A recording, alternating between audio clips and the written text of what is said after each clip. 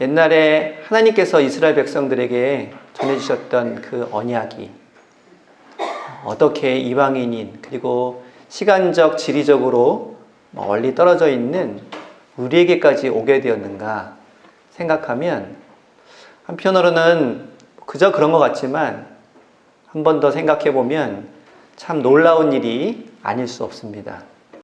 오늘 역대하 6장에 나와 있는 그 본문은 솔로몬의 성전을 짓고 그 성전이 유대인만을 위한 성전이 아니라 그곳에 찾아와서 함께 기도하고 예배하는 온 세상 사람들에게도 하나님께서 그 은혜를 베풀어 주시기를 기도하고 있는 내용이기도 합니다. 우리가 믿는 이 신앙은 유대인들의 민족 종교가 아니라 온 세상을 향한 하나님의 사랑과 구원하심을 우리가 믿고 깨닫고 그 안에서 살아가는 남의 나라 종교가 아닌 우리의 믿음이라고 하는 것입니다. 그런 측면에서 우리가 함께 읽고 있는 이 사도행전의 말씀들은 복음이 예루살렘과 유다로부터 출발했지만 사마리아와 땅끝까지 이르러 그 복음을 전하리라고 하셨던 예수님의 말씀이 어떤 과정으로 지금 이어지고 있는지를 우리에게 보여주고 있고 우리가 지금 믿고 있는 이 믿음이 과연 그 첫 번째 단계에서 어떻게 전해지기 시작했는지를 우리에게 보여주고 있습니다. 예수님께서 이 복음이 땅끝까지 전파하게 되리라 라고 말씀하셨는데 사실은 그러한 예수님의 말씀이 이루어지기 위해서는 누군가 그 복음을 가지고 땅끝까지 나아가는 사람들이 필요합니다. 오늘날 교회 또한 복음 전파의 사명을 갖고 있습니다. 그리고 이것을 이루기 위해서는 우리에게 그런 사명이 있다고 하는 선포만으로는 부족합니다. 그 일을 위해 직접 손과 발로 뛰는 그러한 사람들이 있어야 한다는 것입니다. 사도행전 9장에서는 이러한 하나님의 이방 선교를 위해 바울을 부르시는 이야기가 나와 있습니다.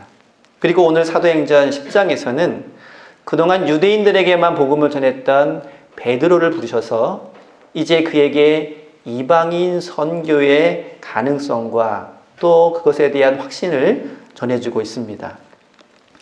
흔히 우리가 사도행전을 읽으면 바울과 베드로를 비교하곤 합니다. 흔히 바울은 이방인을 위한 선교사요, 베드로는 유대인을 위한 선교사다 이렇게 이야기를 하는데 때로는 바울도 유대인에게 복음을 전했고 베드로도 이방인에게 복음을 전하기도 했습니다. 그 대상이 누구인지를 가리는 것이 아니라 그때 우리가 처한 상황에서 최선을 다해 복음을 전하는 모습이 바로 바울과 베드로의 공통적인 모습이라고 할 수 있을 것입니다. 근데 9장과 10장의 말씀을 읽어보시면 바울과 베드로가 유사한 점이 많이 있다는 것을 알 수 있습니다.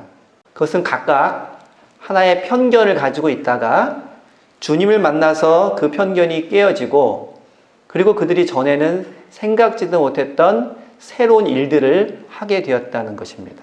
이것이 바울과 베드로의 매우 유사한 모습입니다. 바울은 기독교인에 대한 편견을 가지고 있었습니다. 그리고 베드로는 이방인에 대한 편견을 가지고 있었습니다. 그러다가 바울은 이방인 지역인 다메섹으로 가다가 하늘에서 들리는 음성을 듣고 그 편견이 깨어졌습니다. 베드로도 이방인 지역인 욥바에서 하늘에서 들리는 소리를 듣고 그 이방인에 대한 편견이 깨어지기 시작했습니다. 각각 그 일을 겪은 후에 바울은 경건한 아나니아를 만나게 됩니다. 베드로도 그 일을 겪고 경건한 고넬료라고 하는 사람을 만나게 됩니다. 이처럼 9장과 10장에 나와 있는 바울의 이야기와 베드로의 이야기는 이방인 선교라고 하는 큰 주제를 가지고 두 사람이 각각 처한 위치는 다르지만 얼마나 같은 방향을 향해서 나아가고 있는지를 우리에게 보여주고 있습니다. 하나님께서는 이처럼 바울과 베드로를 통해서 본격적인 이방인 선교의 시대를 열어가셨습니다. 그런데 본격적인 이방인 선교에 앞서서 먼저 극복해야 될 문제가 하나 있었습니다. 그것은 바로 유대인들이 가지고 있는 배타적인 선민주의, 다른 말로 하면 이방인에 대한 멸시 풍조입니다. 유대인들은 율법을 근거로 해서 자신들은 정결한 민족이고 이방인들은 부정한 사람들이다 라고 생각을 했습니다. 예를 들면 레위기 11장에 보면 정결한 음식과 부정한 음식을 규정을 하고 있습니다. 그래서 유대인들은 그 규정에 따라서 정결한 음식만 먹고 부정한 음식을 멀리하는 그러한 정결한 민족으로 살려고 노력을 했습니다. 근데 이방인들에게는 그러한 규정이 없기 때문에 그 레위기 11장에 나와 있는 부정한 음식도 임의대로 먹는 사람들이었고, 그래서 그들은 하나님이 주신 그러한 법률을 지키지 않고 부정한 음식을 먹는 부정한 사람들이라고 했던 것입니다. 그래서 율법을 충실히 따르는 유대인들은 그렇게 부정한 음식을 먹고 부정한 사람들인 이방인들과 같은 식탁에서 밥 먹는 것을 굉장히 꺼려했습니다. 자신들은 돼지고기를 먹지 않는데 이방인들과 식사하면서 식탁에 돼지고기가 잔뜩 쌓여져 있다면 굉장히 괴로운 일일 것입니다. 그래서 유대인들은 거의 다 이방인들과는 식탁의 교제를 나누려고 하지 않았습니다. 누군가 만약 이방인들과 그렇게 같이 식사를 한다면 그는 하나님의 그런 정결한 율법을 지키지 않는 부정한 사람이라고 해서 비난하기 일쑤였던 것입니다. 그래서 정결한 하나님의 백성인 유대인들은 부정한 이방인들과는 같이 밥 먹지도 어울리지도 않아야 한다라고 그들은 굳게 믿고 있었고, 그것이 유대인과 이방인을 차별하는 근거가 되었습니다. 그런데 이제 이방인 선교 시대를 열어감에 있어서 이와 같은 생각을 만약 가지고 있다면 전혀 이방인 선교를 진행할 수 없을 것입니다. 복음을 전하고 그들을 가르치고 함께 해야 되는데 식사조차도 같이 못하는 그러한 차별과 편견을 가지고 있다면 이방인 선교라는 것 자체가 시작될 수 없기 때문입니다. 그래서 어떤 식으로든 이러한 율법에 근거한 이방인에 대한 차별의식은 바뀌지 않으면 안 되는 상황이었습니다. 오늘 우리가 읽었던 유대인 베드로와 이방인 고넬료의 만남 이야기는 유대 기독교인이 이방인 선교에 대해서 새로운 그러한 태도를 갖게 되는 결정적인 계기를 우리에게 보여주고 있습니다. 우리도 복음을 전하기 위해서 새로운 환경에 적응하고 또한 새로운 일에 도전하는 그 일에 주저하지 않으실 수 있기를 바랍니다. 고넬료와 베드로가 만나기 전에 각각 두 사람이 자신의 어떤 환상을 보게 됩니다. 먼저 고넬료에게는 천사가 나타나서 지금 욥바에 머무르고 있는 베드로를 데리고 오라고 그렇게 명령을 내립니다. 그리고 베드로도 환상을 보게 되는데 부정한 음식을 가득 담은 그러한 그릇이 하늘에서 내려와서 이것을 먹으라고 하는 그런 환상을 보게 됩니다. 각각 다른 환상이지만 사실 이 두 환상은 그 베드로와 고넬료가 만날 수 있는 그런 지점을 마련해주고 있습니다. 여기서 우리가 베드로가 만나게 되는 고넬료가 어떤 사람인지에 대해서 잠깐 알아보도록 하겠습니다. 사도행전 10장에서 시작하자마자 고넬료에 대해 소개를 하고 있는데, 이 고넬료는 로마 총독 관저가 있는 가이사랴의 그 로마군 군대의 장교였습니다. 오늘날로 좀 비유하자면 이라크에 파병되어 있는 미군의 고급 장교 정도 되는 그런 위치입니다. 그런데 그는 그곳에서 근무하면서 식민지 백성이던 유대인들에게 함부로 대하지 않고 그들과 좋은 관계를 유지하면서 또 그들이 믿는 유대교에도 깊은 호감을 가지게 되었습니다. 그리고 더 나아가서 유대교로부터 감명을 받고 또 영향을 받는, 그래서 하나님을 믿게 된 사람이었습니다. 당시에는 간혹 이방인으로서 유대교의 호감을 가지고 유대교에 입문한 사람들이 있었습니다. 이런 사람들을 가리켜서 하나님을 경외하는 자, 테오빌로라고 불렀습니다.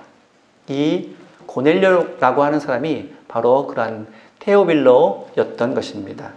10장 2절에 보면 그가 경건하여 온 집안과 더불어 하나님을 경외하며 백성을 많이 구제하고 하나님께 항상 기도하더니 라고 되어 있습니다. 여기서 나오는 구제와 기도는 경건한 유대인들의 신앙의 척도를 가늠하는 기준입니다. 유대인들이 얼마나 경건한 신앙생활을 하는지 알아보려고 하면 그가 얼마나 구제와 기도를 열심히 하는지를 보곤 했는데 바로 이 고넬료라고 하는 사람이 유대인의 신앙적 관점에서 볼 때 매우 경건한 사람이었다는 것입니다. 그런 고넬료에 대해서 유대인들조차도 칭찬을 아끼지 않았습니다. 그런데 어느 날 이 고넬료에게 천사가 나타나서 지금 이 가이사랴에서 약 한 50km 정도 떨어져 있는 욥바라는 곳에 베드로라는 사람이 머물고 있는데 그 사람을 데려다가 하나님의 말씀을 들어라 라는 말씀을 전해 주었습니다. 평소 경건한 신앙인이었던 고넬료는 그 말씀을 듣자마자 지체하지 않고 사람을 보내서 이 베드로를 데려오라고 그렇게 조치를 취하게 됩니다.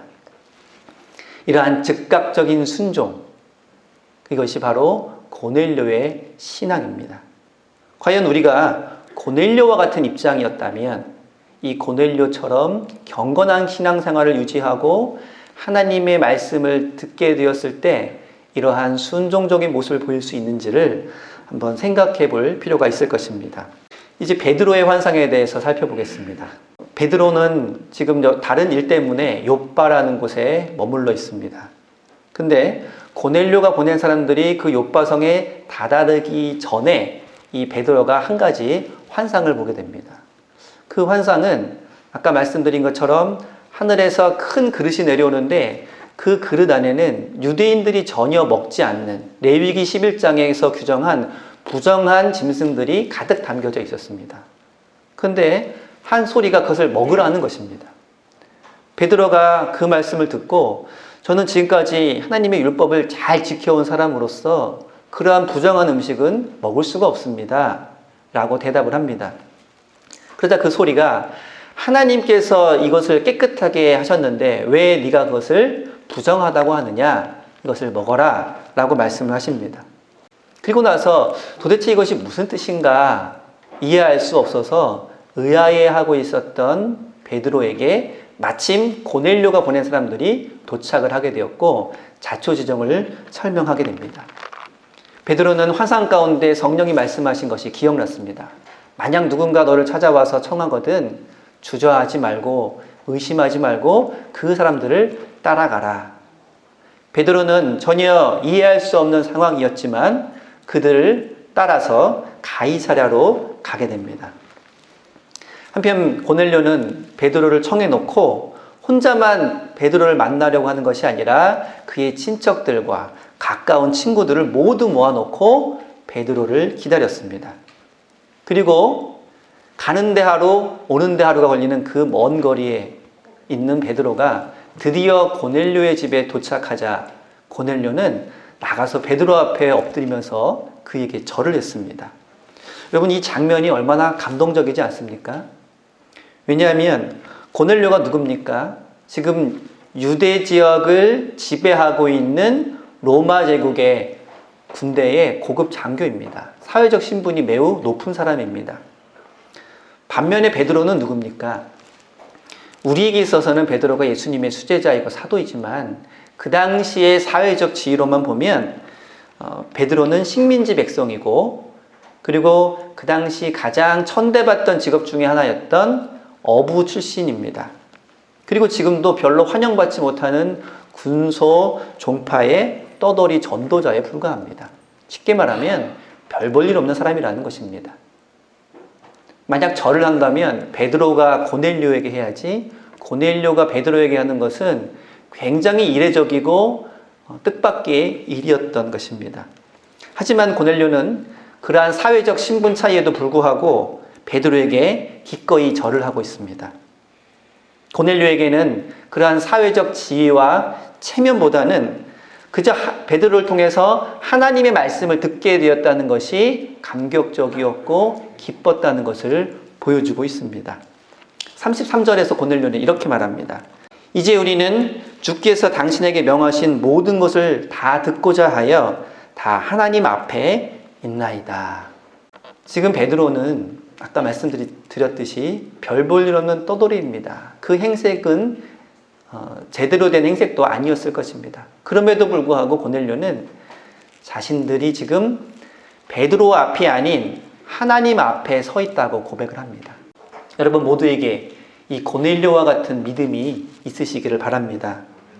하나님의 말씀을 듣는 것을 기다리고 기대하고 기뻐하며 감격하는 그 모습이 고넬료에게 뿐만 아니라 여러분들에게도 날마다 있기를 바랍니다. 하나님의 말씀을 듣는 자리, 하나님 앞에 있는 자리를 기뻐하며 감격하는 여러분 모두가 될 수 있기를 바랍니다.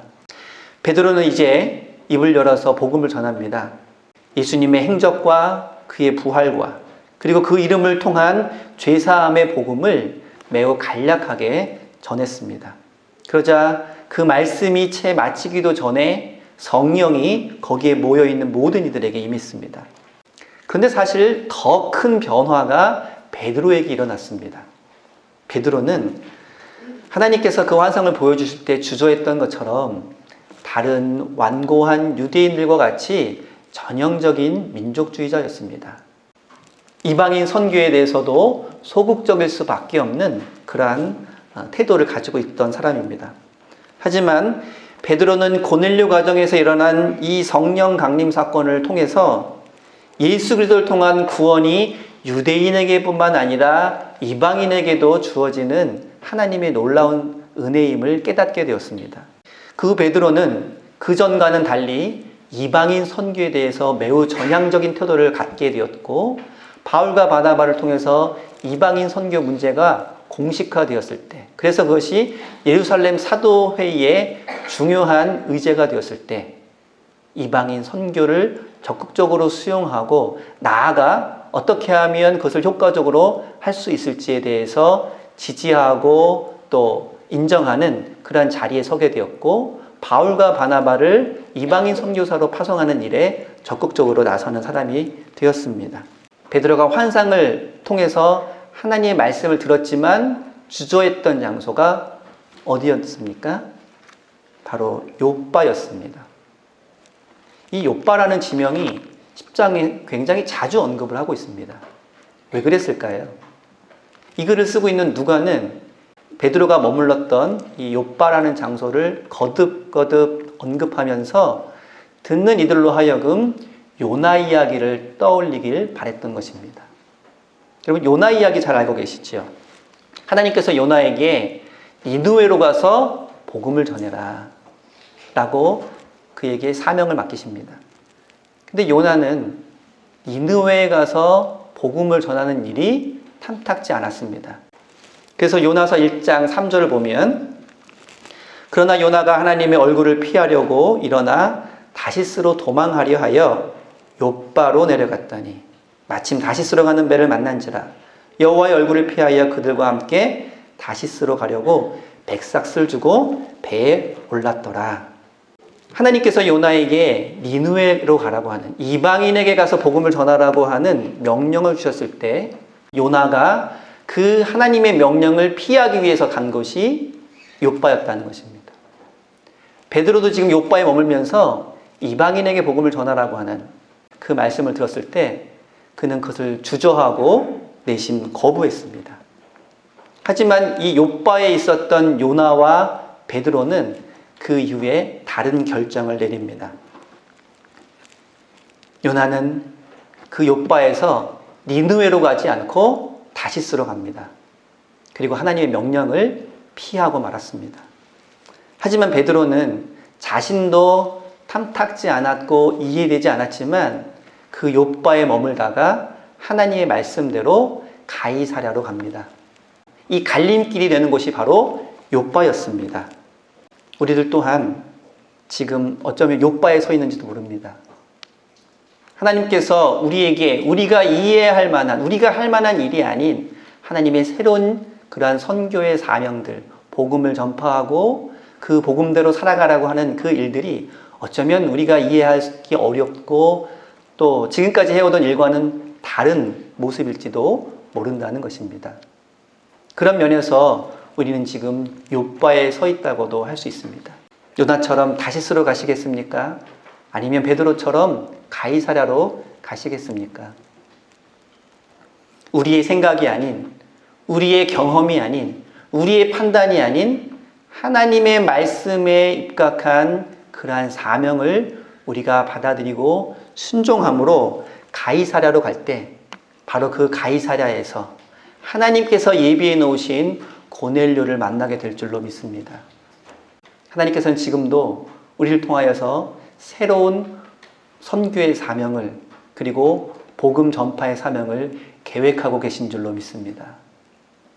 우리가 알지 못하는 가이사랴라는 곳에 우리가 만난 적이 없는 고넬료라고 하는 사람을 통하여서 새로운 역사를 준비하고 계신다는 것입니다. 그러한 사명 앞에 서 있는 저와 여러분들이 그 말씀에 순종하며 하나님의 말씀대로 나아갈 때 주님께서 계획하시고 준비하시는 놀라운 역사에 동참하게 될 줄로 믿습니다. 기도하겠습니다.